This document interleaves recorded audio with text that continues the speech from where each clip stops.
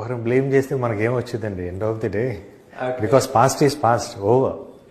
దాన్ని కరెక్ట్ చేసుకుని ముందుకెళ్ళాలి, కానీ ఒకరిని బ్లేమ్ చేసుకుంటూ కూర్చుంటే వేస్ట్ ఆఫ్ టైం. అనవసరం మన మైండ్ డిస్టర్బ్ అవుతుంది, మన హ్యాపీనెస్ పోతుంది. దాంట్లో తప్పులు తెలుసుకొని ఆ తప్పులు నెక్స్ట్ కరెక్ట్ చేయకుండా, అవి మళ్ళీ చేయకుండా ముందుకెళ్ళాలి తప్పితే పాత తోడుకుంటూ కూర్చుంటే మనం వెనక ఆగిపోతాం, ముందుకు వెళ్ళలేం. ఏ ఉద్యోగం పోవడం వల్ల, ఏ వివాహం విఫలం కావడం వల్ల, ఏ జీవితంలో తగిలిన దెబ్బ వల్ల జీవితం దెబ్బతిందని నువ్వు అనుకుంటున్నావో అక్కడి నుంచే నీ జీవితం మరో మలుపు తిరగబోతోంది మిత్రమా. వెయిటింగ్.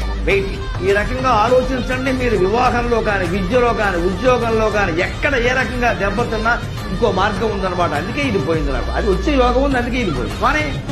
కానీ మనకి ఆపద అని ఏదనుకుంటావు అదే సంపద అవుతుందండి. ఆశ్చర్యమేం లేదు. అలాగే ఇంకోటి ఆలోచించండి. తిరిగిపోయింది నెత్తుడు మరకల మార్గం, తెరిచి ఉన్నది ముత్యాల మార్గం. ఎప్పుడు మన జీవితంలో కోల్పోయిన అవకాశం ఉంది. ఆ ఉద్యోగమో, వివాహ బంధమో ఏదైనా కానీ తీసిపారే గడ్డి పరక అదెంత